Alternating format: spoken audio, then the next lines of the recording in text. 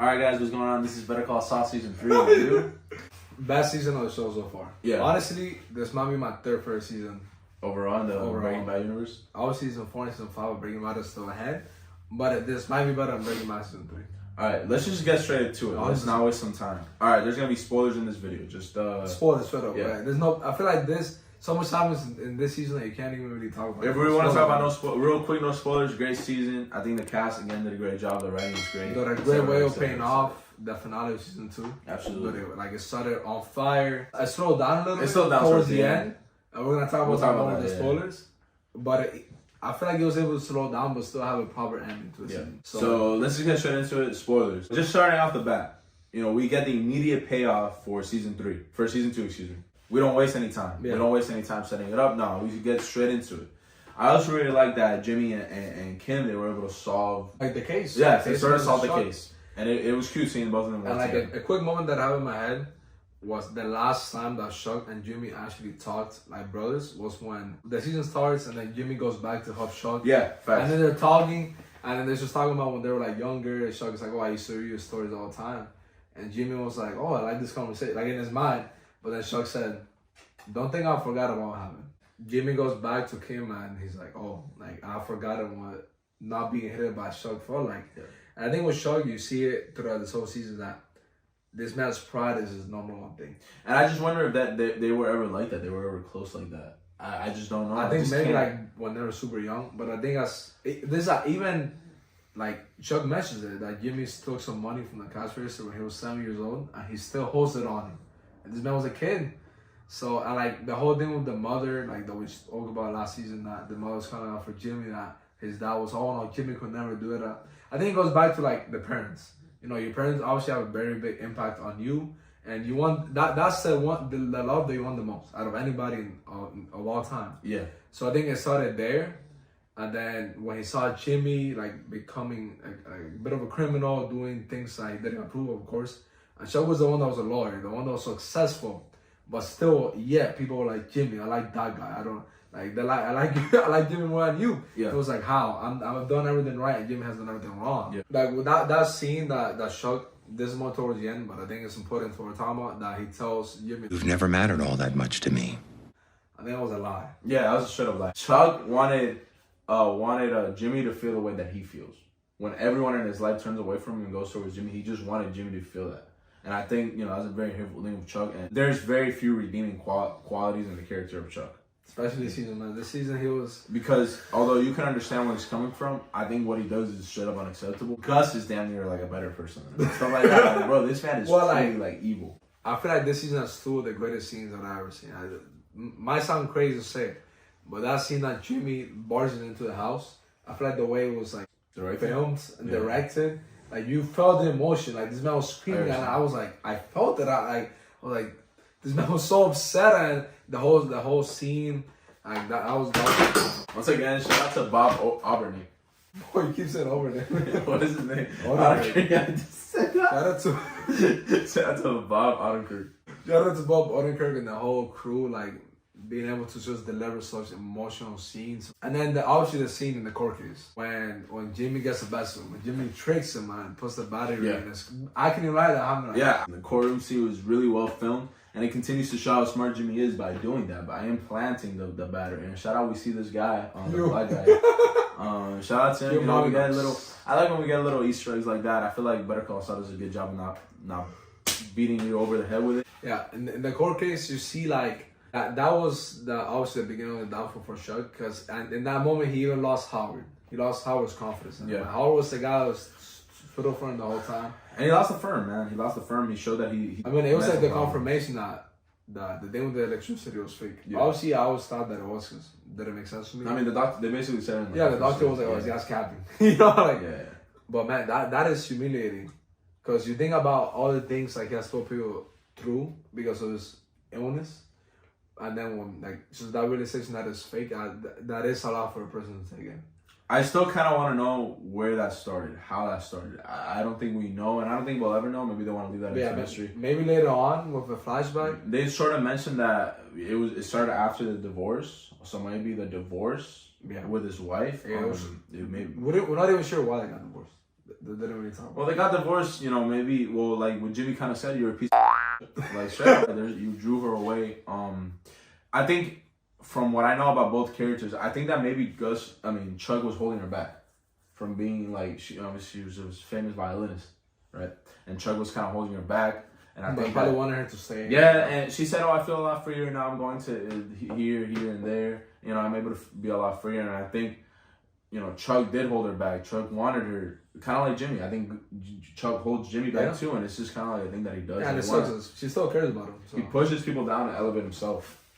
The character of Chuck. The character of Chuck is truly like it's crazy because people wise, he's like one of the worst people on the show. And we're dealing with like drug dealers, killers, murderers, like, you know what I'm saying? Chuck, a lawyer, is the worst person I've ever seen. Yeah, like he didn't commit any crimes. Yeah, it was just straight up like as a person. Yeah. As a person.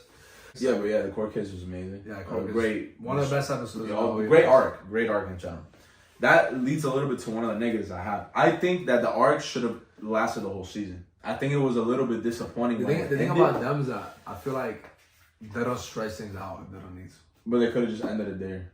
Like 5 episodes? Yeah, bro, whatever. That's kind of the thing that we talk about Disney Plus, that it feels like it has to have a specific amount of episodes. The thing about Better Call Saul is, I mentioned it last time, that Better Call Saul doesn't really focus on, oh, this is the season. They just focus on the whole story. And it's supposed to be in seasons. And with Chuck dying at the end, it makes sense. Like I feel like this season was like the downfall of Chuck. 100%. Yeah. It's just him going down. I just wish it would have ended. I just wish that it would have, like, the court case would have happened and he would have just killed himself. Like, he would have just died. I think that would have been a little bit better. The thing is that that's a big jump, because obviously it was a lot to take in, but I think the way it showed his decline afterwards, destroying his whole house. I think that all could have happened. You know, I honestly think that him getting better, I just feel like that in itself was a little bit unnecessary. I just don't know what story that served. Because he started getting better, but then it was one of those things that he realized, like, I'm getting better, but for what? Because Howard wants me to retire. Yeah. Obviously, I don't have any woman in my life anymore. And then he freaking threw Jimmy away, the last person I cared about him. Yeah, I get that. That's not zero friends, zero everything. Man. No, I understand, and to that point that works as well, especially when he tried to shoot, you know, Howard McGill. Or McGill. Howard McGill. Yeah. Hamlin McGill. Hamlin McGill. Yeah, like I was watching a review on the season, and they pointed out this moment that he was like keeping a log of the time that he was like with something, a log about the electricity, and like writing down things to make him feel better. As he was about to write it down, and it was kind of like a moment of realization, like, why am I trying so hard to do this? Like, why should I be alive? That's a good point. I never really thought about it like that. That's a good point. But yeah, to me, I just think that it drew on a little bit too long for me personally. I think they would have taken 1 or 2 episodes out. I don't mind that they did that with Chuck, and him trying to get better and stuff. I don't know. I just think they drew it out for a little bit too long. I get what you're saying. Like, with some of the shows, the Chuck story, I could have ended quicker. But this one of those shows that, like, if it has to sit somebody down for a bit to focus on something else, they do it. Yeah. And I feel like after episode 5, they started focusing more on the, like, Hector Salamanca, the Nacho, the Mike. And then Jimmy's holding, like, Chuck kind of just sat down. Yeah. You know? Let's talk a little bit about that. So let's talk a bit about Kim. So Kim's arc in the story, in this season, she just overworks herself. Yeah. She has too many things. Obviously, she has like this huge case that she either needs more lawyers to help her, or she needs to just solely focus on this, which is the Mesa Verde case. So with the Mesa Verde case, she then tries to extend her hand to Jimmy, and obviously she doesn't do that as her boyfriend. Basically, like, she's not gonna not do it. It's funny because they never like say we're together, but they are. They're together for sure. And so she kind of extends herself, so that makes her obviously like thinner. And then you add on top of that, you know, Jimmy loses his job. You know, Jimmy can't work. He's doing this and this and that, so she needs to take in another job. And it's just one thing after the other. She barely is getting any sleep. She doesn't really have help. Nobody can help her. She's by herself, and that's just interesting. You know what I'm saying? That's just interesting. I like how they've taken this character. I like that at the end of the day, she's still able to be there for Jimmy. Yeah. And it just shows that someone cares for her. And I think that's going to pay off in the future when we see what happens with her. I feel like that's... I like that arc. It's a very realistic arc. Yeah, I feel like a lot of people can relate to that. For sure. Overworking yourself, you know, trying to put everything in your bag, just feeling responsible for people, feeling like, oh, I can't stop because then, like, I'm going to lose this, I'm going to lose that. So much that you lose yourself. And I think it takes something like a car accident to realize I got to slow down. Yeah, and she did. And like it's one of those that like, why am I doing all this? Why do we have this office? You know, like I mean, like what's the point? What's the point if I'm not enjoying it? If Jimmy is also not enjoying it? So I think that was a great story, and I like how like, a lot of things going on once this season. Like a criticism of the first two was that not enough happened, that it was very slow, but the season was fast, man. Yeah. There was like 3-4 story arcs going on at once, and they were able to all execute it together. You know that like it was saying the only negatives that sometimes like you're waiting to see what's gonna happen with one person, but then it would like put them to the side. But overall, I think they did a good enough job, and like we were saying, like, we love the season, so obviously we think it was very good. The other thing, I guess, just Jimmy losing his job. Yeah. And I think you know, Jimmy's a hustler. You know, what was it? Jimmy Hustle. Charlie Hustle. I don't know why I call him that. Charlie Hustle. You know, he's really a hustler. He's trying to make money. He's trying to make ends meet so he can help out Kim. And that just shows, and he's very innovative. And that just shows what we've heard from Howard and different people. That just shows that it's basically that's coming to life. Yeah, that side of him is coming to life, and we see that, and it's interesting. You know, it's interesting seeing him do something else. I do like him being a lawyer. I really like that. So hopefully this doesn't last too long, but it is cool seeing him do something else and seeing him just try to be smart with what he does. I'd also like seeing the first drop of like Saul Goodman, because we have all been waiting for that, and I found that little like arc that he had with the students like making commercials and stuff. I found it was just funny. It was funny, fun. and it was, and like I hate to see him like at such a low point, like feeling like I'm poor pretty much, like and things are not going my way. And then he does a thing with the Sandpiper case that I can't even lie, that's one of the worst things that he has done in the show. Because like when you're dealing with old people, bro, like that got me upset, because you know old people have special place in everybody's hearts. Like I feel like that's something you don't touch, and they all love them. Yeah, and like. I seen that the old woman like be sad and not be with friends. I was actually like, dang, like, no, I don't want to see this. But I'm glad that he ended up like redeeming himself at the end, and he put them against him to make her feel better and to fix the situation. It just shows that even later on, Jimmy has always had a heart. Even when he becomes Saul, you could tell that things that took it too far bothered him. It's just. His morality started going down, but his heart never left. So. Mm-hmm. And I think something else that I really want to get into is just Gus Fring. So we obviously got introduced to Gus Fring in this episode. Gus Fring, one of the best television villains. I think we can all agree on that. Yeah. What I just love the way he was introduced. I love the way they directed that. He was kind of like in the background for a little bit. You kind of saw like, you know, his fit. You know, he's got like his chopped up, his button up short sleeve. Like you see him in the back. You're like, damn, is that Gus? Is that Gus? And then you finally get introduced to him in a really ominous way. You just say, hey, can I help you or whatever? And this dude is like, you know what I'm saying? And it's like, I like that, you know what I'm saying? And I just like seeing all of it. I like seeing how powerful he is. I like seeing basically, not the beginning, because we don't really see the beginning, but like sort of like towards the middle of it, of his empire, how he's hiring different people. He's hiring a Mike. He's hiring this and that. We see Lydia, somebody that was signed to the file for a little bit. Like.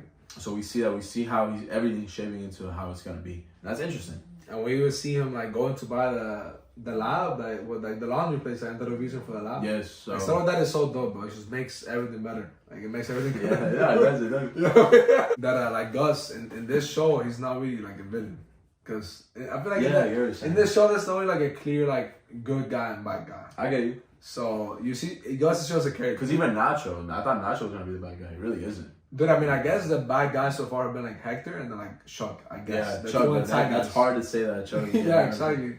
So you're kind of rooting for Gus in a way. You like him more than the Salamanca. So, for sure. And then it's funny because I know the main villain of the show hasn't even appeared. I was telling Ali because he doesn't even know his name, Lalo. Yeah. I don't know when he's gonna appear because I keep seeing edits of him. I'm like, oh, this is one of the best villains, one of the best characters. He hasn't even appeared. I guess it's gonna be kind of like Gus, because Gus appeared like what? He appeared at the end of season 2, which is a bit crazy, but we didn't see him as much as I think we're gonna see him here. So he appears in season 2. Yeah, it feels crazy. It feels like he appeared like later on. Did I mention this for no reason?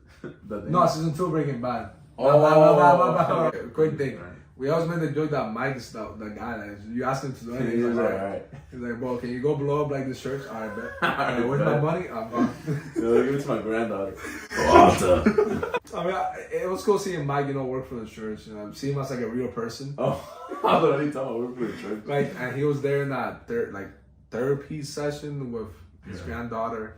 No, his daughter-in-law. daughter-in-law, yeah. And he was talking to that woman. I don't know, Mike. Is Mike trying to sell stuff right now on the low? Shout out to Better Call Saul season 3. Thank you guys so much for watching. Don't forget to subscribe, like, click that post notification. Comment below. We're trying to get to 100 subscribers. I know that sounds kind of stupid. No, we're about small goals. Small goals, yeah. So we got to 50. Shout out to the 50. This is the 50 subscriber. Better Call Saul season 3. Anyways, thank you guys so much for watching, and peace out. Peace out.